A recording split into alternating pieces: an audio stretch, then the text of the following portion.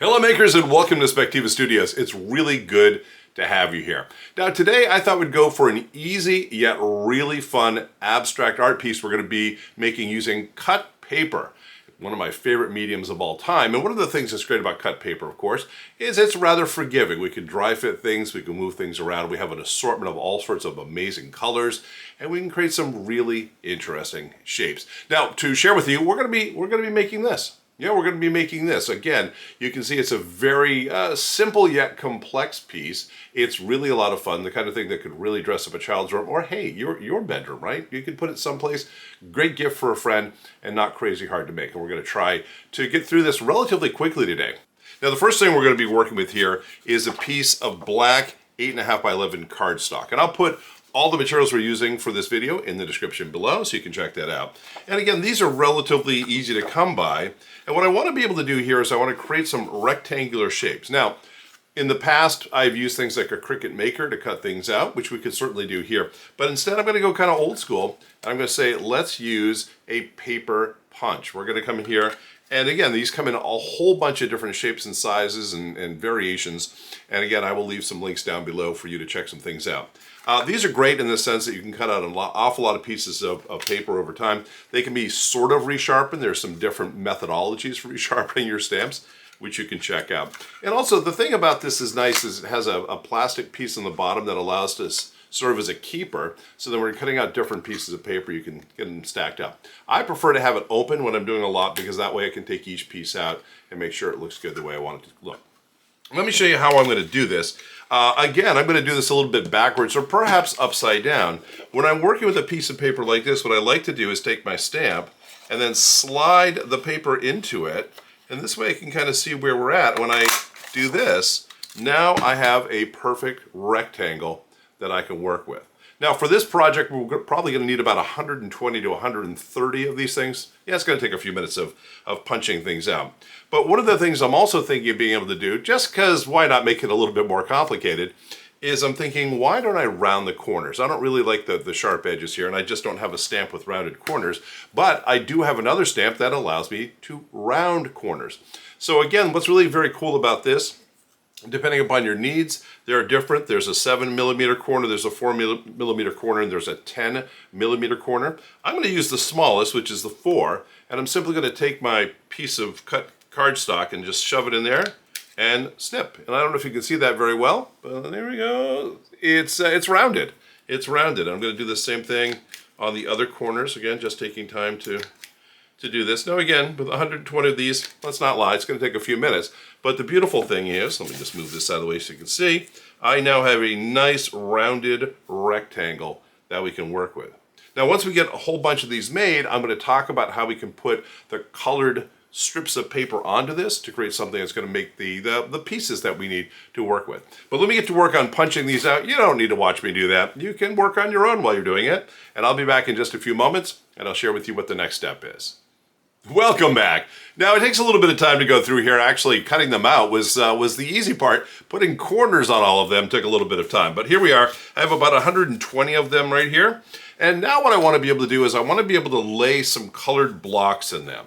Now, I could go out and cut a whole bunch of blocks out and glue them in, but I'm going to do something, well, maybe cheating, but certainly a lot easier. And that is I'm going to use a strip of color and hit a whole bunch of them at the same time, and then later on we can just cut out what we need to cut out. Let me show you what I'm talking about. For starters, there are a couple different ways that we can do this. I'm going to go to my old friend, the quilting ruler here, because it's actually a perfect tool for this job. But if I were to grab a sheet of paper, by the way, I'm working with this different colored cardstocks, and of course I'll leave some information in the description below on where to find all these. But we're grabbing some various colors that we have. We're going to use some red here. And what I want to do now is I'm just going to go and get my quilting ruler on here, and I'm going to put it down, and I'm going to measure about 1 inch. I want my strip to be about 1 inch in width. I'm going to grab my rotary cutter here, and let's zip one of these things right off. There we go. And so now I have a 1-inch strip of this red cardstock.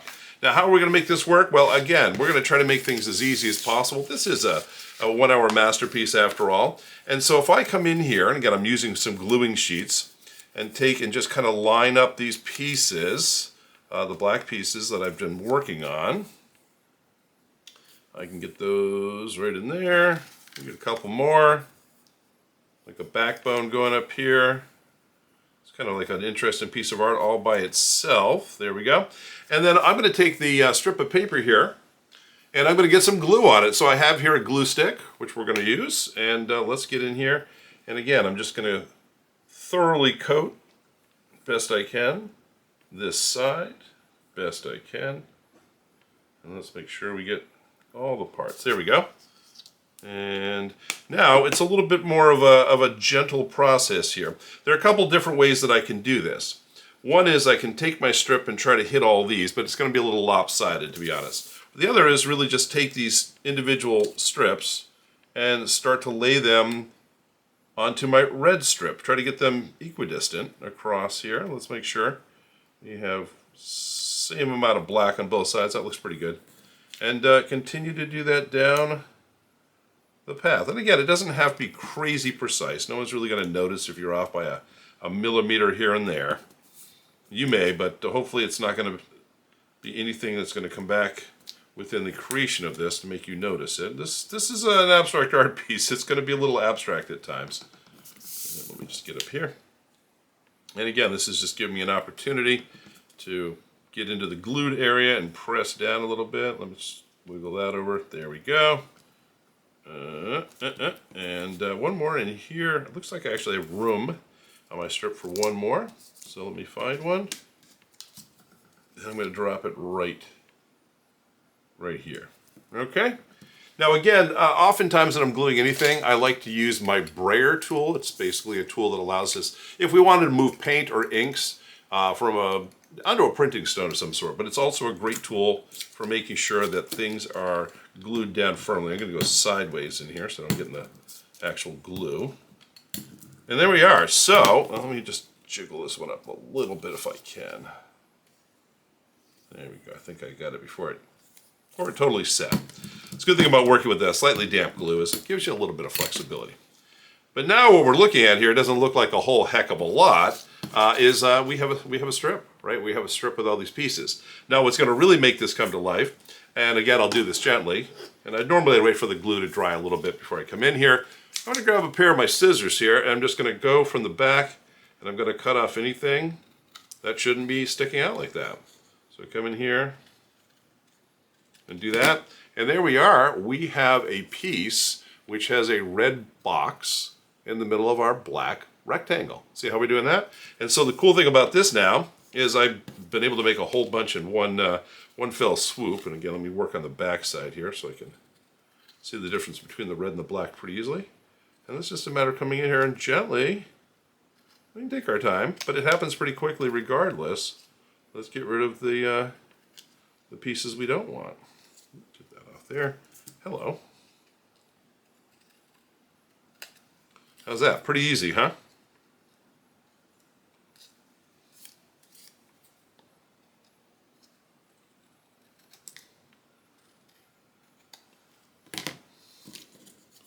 And again, when you do this with the glue still being wet, I'm getting these little pieces of paper. They're a little sticky. So I would normally give this time to dry. But the good news is now we're starting to get together the pieces we're actually going to use for our final. And I'm going to be working with a number of different colors. Red is one color. I've gone through and I found a palette of 9 colors that I think is going to work really well for me here. Again, there's no right answer here. You might want to find colors that are bright and exciting. I have a bright sort of turquoise teal. I'm working with a purple color here. I have a darker blue and a lighter sky blue. I have a fairly neutral green, and then a couple variations of yellows. I have an orange yellow, I have a brighter butter yellow, and I have a pink. And I'm going to go and make a strip of each one of these. Again, we're creating a 1-inch strip, going to paste them up. I might have to use some of these colors a little bit further. On average, I find with these colors, we're looking at about 12 to 13 pieces per color.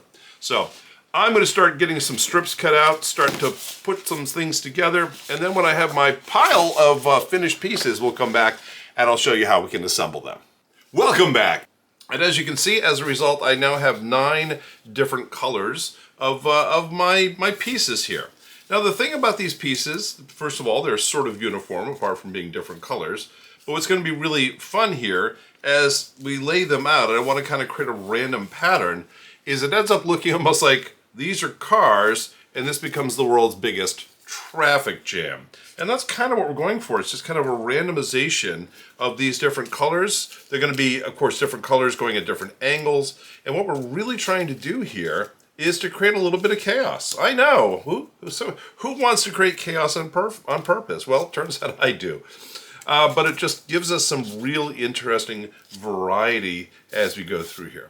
Now again, with the layout, there's nothing, there's no right answer, there's no wrong answer. What I would strive to do here is to get a nice blend of the colors. And again, we're going to have to determine on our paper where the boundaries are. Maybe we give ourselves a little bit of buffer, maybe an inch from the side. We don't go closer than that. So if we frame this, it just doesn't get hidden.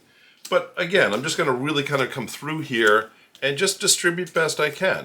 So I'm going to spend a little time working on these guys and get it distributed, and then we're going to grab a glue stick, as we often do, and start getting these things stuck down. Okay, now I've had a few minutes to, again, distribute based upon color, kind of different angles. I'm still doing a little tweaking. Now nothing is glued down yet, but again, I'm looking for a distribution here that is entertaining, eye-pleasing, and colorful. And I think this fits all of those needs. So now it's an opportunity to grab the glue stick. Again, this may take a few minutes, so go put on your favorite podcast, throw in a ball game, whatever's going to make you happy, and get to gluing, and I'll share with you my final results. All right, welcome back. Now, as you can see, everything's down, and sometimes you have to test it to make sure everything's glued properly, but I've been able to glue everything where I want it to be. I've left a little section down here in the lower right-hand corner for my signature, which is generally where I put it, but I'm really pleased with how this has turned out. So I'm going to take this, I'm going to put it in the Spectivastudios gallery. We're calling this one Gridlock, because that kind of is what it looks like to me. Looks like a really bad traffic jam. Anyway, once again, the objective of this project is to provide you with something that's fairly easy to make, right? Not really complicated if you have a couple basic tools. And I think the results are really fun. Really fun, abstract, kind of a pop art approach. The colors you get to choose so you can set the mood. And at the end of the day, it's really something that you wouldn't mind putting up on your wall, perhaps, maybe not, but it's something I enjoy very much. Anyway, that's what we have for this week. Thanks so much again for joining me. And if you like what we've done here today, we drop new projects all the time. We talk about art supplies. We talk about different abstract art projects that we can create together. We talk about a lot of great things. And we drop a video every single week. And if you'd like to be part of that, just hit that subscribe button down below. And we'd like to have you as part of our growing family. We're really excited about how quickly things are picking up. And we'd love to have you be a part of it. Anyway, this is what I have for you this week. I'm Spider. Thanks so much for being here. I'll see you real soon.